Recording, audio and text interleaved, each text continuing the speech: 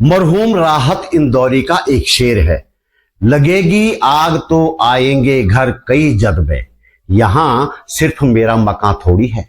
बेशक उन्होंने ये शेर किसी भी संदर्भ में लिखा हो, लेकिन मैं सोच रहा था कि इस बार 43 डिग्री सेल्सियस से ज्यादा टेम्परेचर की जो आग करीब 1 महीने तक हर घर में जली रही, उसके बाद क्या लोगों की समझ में आ गया है कि इस आग से बचने का सिर्फ एक ही तरीका है, पेड़ बचाओ और पेड़ लगाओ। देहरादून में पेड़ों को बचाने के लिए आयोजित किए गए मार्च में जिस तरह से अप्रत्याशित जनसैलाब उमड़ा, उससे तो यही लगता है। इस मार्च का आंखों देखा हाल बताने का प्रयास करूंगा इस वीडियो में अंत तक बने रहिए।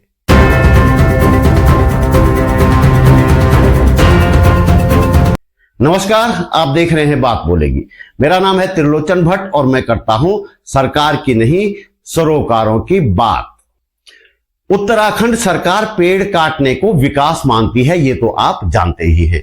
टेम्परेरी राजधानी देहरादून सहित राज्य के सुदूर पहाड़ी हिस्सों तक विकास के नाम पर जंगलों का सफाया किया जा रहा है या किया जा चुका है। इस बार सरकार देहरादून की एक और सड़क चौड़ी करने के नाम पर करीब 250 पेड़ों पर आरी चलाने की फिराक में है।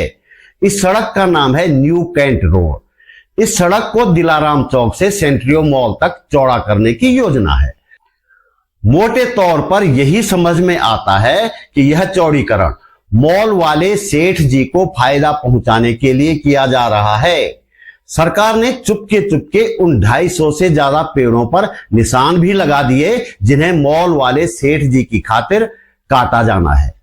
खलंगा का जंगल बचाने की लड़ाई में जुटे देहरादून के जागरूक नागरिकों को जैसे ही इन पेड़ों को काटे जाने की भनक लगी, लोगों ने सोशल मीडिया पर विरोध शुरू कर दिया।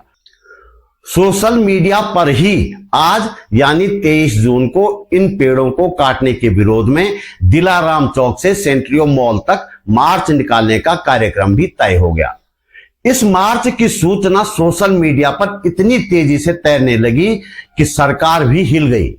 आनंद फानंद में मुख्यमंत्री ने घोषणा कर दी कि पेड़ नहीं काटे जाएंगे।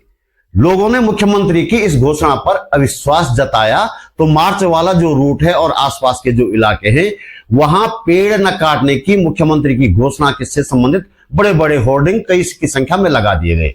दरअसल सरकार का प्रयास ये था कि लोगों को इस मार्च में शामिल होने से रोका जा सके, लेकिन सरकार का यह प्रयास किसी काम नहीं आया। खूब भीड़ जुटी। देहरादून के इतिहास में यह शायद पहला मौका था जब पर्यावरण बचाने के मुद्दे पर इतनी बड़ी संख्या में लोग सड़कों पर उतर आए।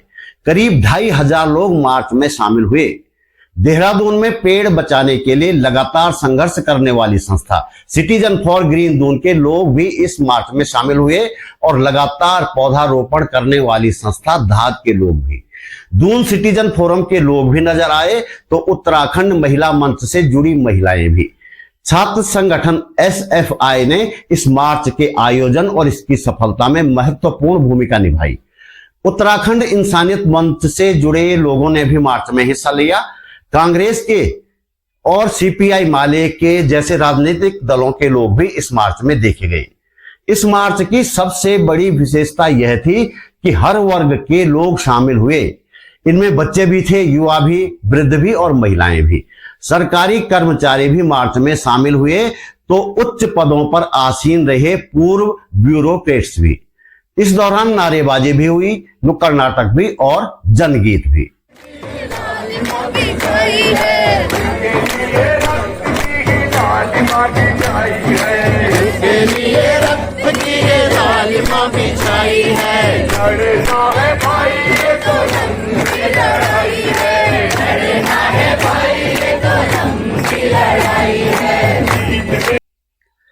प्रसिद्ध पर्यावरणविद और वैज्ञानिक डॉक्टर रवि चोपड़ा ने धरती को हरा भरा बनाए रखने की इस लड़ाई को लगातार जारी रखने की जरूरत पर जोर दिया। उन्होंने कहा कि सरकार की मंशा 40,000 से ज्यादा पेड़ काटने की है, इसलिए लड़ाई अभी लंबी है। जगह जहां पर बैनर लगे हैं कि मुख्यमंत्री ने आदेश कर दिया है, बधाई देने के साथ साथ सावधान भी करना चाहता हूं, क्योंकि जैसे हमारे मित्र अभी कह रहे थे, लड़ाई बहुत लंबी है।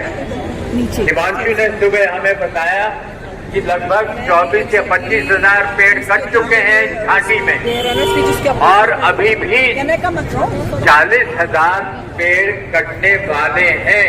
ये सरकार की मंशा है।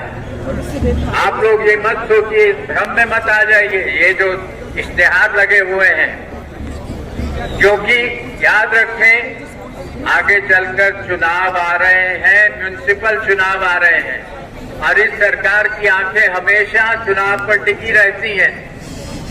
वो आपका वोट चाहते हैं।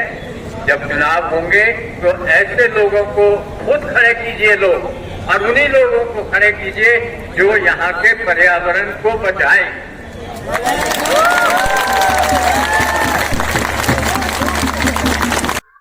एसडीसी फाउंडेशन के अनूप नौटियाल ने कहा कि उत्तराखंड सरकार का एक बड़ा शौक है रिकॉर्ड बनाना, लेकिन आज देहरादून के लोगों ने इतनी बड़ी संख्या में इस मार्च में पहुंचकर राज्य सरकार के रिकॉर्ड का जवाब एक नए रिकॉर्ड से दे दिया है।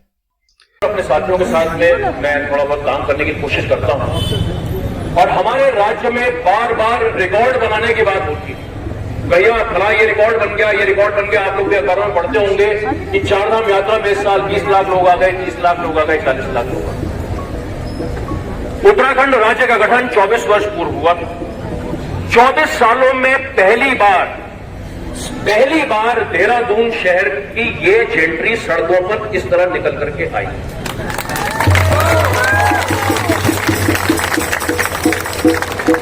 ये भी आज एक नया रिकॉर्ड बना है, और इस सरकार के मुखिया को इस बात को समझना चाहिए कि आज तक राज्य में जितने मुख्यमंत्री आए, ये आपकी वॉच में ये वाला रिकॉर्ड बना है। ये बहुत बड़ा संदेश आज देहरादून शहर के लिए, अभी तो समस्त उत्तराखंड राज्य के लिए आज ये संदेश इस वॉच के माध्यम से जा रहा है। और मैं बार बार इस रिकॉर्ड का जिक्र इसलिए करूंगा क्योंकि ये सरकार रिकॉर्डों की दीवानी है। उत्तराखंड की जानी मानी थिएटर आर्टिस्ट गायत्री टमटा गौरा देवी की पोशाक पहनकर मार्च में शामिल हुई थी। बात बोलीगी के साथ बातचीत में उन्होंने कहा, मैं सिर्फ एक ही चीज याद कर रही थी। अब जो हमारी गौरा देवी जी हैं, जिनसे हमें सबक लेना चाहिए कि पढ़ना लिखना, जो आज हम पढ़ाई लिखाई कर रहे हैं वो सिर्फ किताबी रह गई हैं, लेकिन वो पढ़ी लिखी ना होकर भी उनको इतनी समझ थी, वो इतनी पढ़ी लिखी थी कि उन्होंने अपनी प्रकृति के लिए अकेले महिला होकर भी पूरे पेड़ों को कटने से रोका है। तो उनको याद करते हुए प्रतीकात्मक रूप में मैं जो हूँ ये पहन कर आई थी कि हम अपनी गौरा देवी को हमेशा याद रखेंगे, और उन्होंने जो हमें राह दिखाई है उसको हम हमेशा फॉलो करेंगे और करते रहेंगे। देहरादून के सुप्रसिद्ध प्रकृतिवेत्ता अजय शर्मा करीब 2 दर्जन लोगों के एक ग्रुप के साथ मार्च स्थल पर मौजूद थे। उनका कहना था कि इन पेड़ों को फांसी की सजा सुना दी गई है, इसलिए वे अपने दल को इन पेड़ों के साथ अंतिम मुलाकात करवाने के लिए यहाँ लाए हैं। है ना, अब इनको जल्दी ही मौत की सजा तो सुना दी गई है, तो अब जो मुलाकाती आए हैं उनका तारुफ इनसे करा दें, ताकि आखिरी बार अपने देशवासियों से ये पेड़ मिल लें, अपने शहर वासियों से ये पेड़ मिल लें। तो ये काम मुझे सौंपा गया। इस भीड़ को देखकर एक सवाल जो बार बार मेरे मन में उठ रहा है, और इसलिए उठ रहा है कि पर्यावरण के मुद्दे पर देहरादून में पहले भी कई आंदोलन हुए हैं, लेकिन ऐसी भीड़ पहले कभी नहीं जुटी। कहीं इस भीड़ का कारण इस साल देहरादून में पड़ी गर्मी तो नहीं थी। दरअसल मई और जून के महीने में देहरादून का टेम्परेचर लगातार 37 डिग्री से ज्यादा बना रहा। 8 जून से लेकर 19 जून तक हर दिन मैक्सिमम टेम्परेचर 40 डिग्री से ज्यादा था। इनमें कई दिन तो ऐसे भी थे जब टेम्परेचर सामान्य से 9 डिग्री सेल्सियस से ज्यादा दर्ज हुआ। यह देहरादून के लिए अप्रत्याशित था। मुझे लगता है कि इस प्रचंड गर्मी के बाद लोगों की समझ में बात आ गई है कि गर्मी से हमें कूलर और एसी कतई नहीं बचाने वाले हैं जब बहुत ज्यादा गर्मी पड़ेगी। तो यदि बचाएंगे तो सिर्फ पेड़ ही बचाएंगे। लोगों में यह जागरूकता उम्मीद बंधाती है। हमें पूरा विश्वास है कि पेड़ काटने की सरकारी योजनाओं का इसी तरह विरोध होता रहेगा और सरकार को सस्टेनेबल डेवलपमेंट का रास्ता चुनना ही पड़ेगा। ऐसा तभी संभव है जब हम आज के मार्च की तरह पर्यावरण बचाने के हर आंदोलन में इसी तरह एकजुट हों, वरना सरकार मौका मिलते ही तमाम जंगलों को खत्म करने की फिराक में है ताकि धन्ना सेठों को लाभ पहुंचाया जा सके। तो दोस्तों, इस वीडियो में इतना ही। आप महसूस करते हैं कि इस वीडियो को बनाने में थोड़ी बहुत मेहनत की गई है और आपको इससे कुछ काम की जानकारी मिली है, तो लाइक और कमेंट के साथ शेयर भी करें। यदि आप समर्थ हैं तो अपने जेब खर्च में से एक छोटी सी राशि निकालकर आर्थिक सहयोग करें, क्योंकि मेरी आमदनी का कोई जरिया नहीं है। आप YouTube पर वीडियो के नीचे ज्वाइन बटन पर जाकर या सुपर थैंक्स पर जाकर सहयोग कर सकते हैं। वीडियो में मैंने बार कोड भी लगाया है और डिस्क्रिप्शन में बैंक डिटेल भी है। मेरा चैनल सब्सक्राइब करें और फेसबुक पेज फॉलो करें। बात बोलेगी.com भी देखें। जल्दी मिलते हैं एक और वीडियो के साथ। नमस्कार।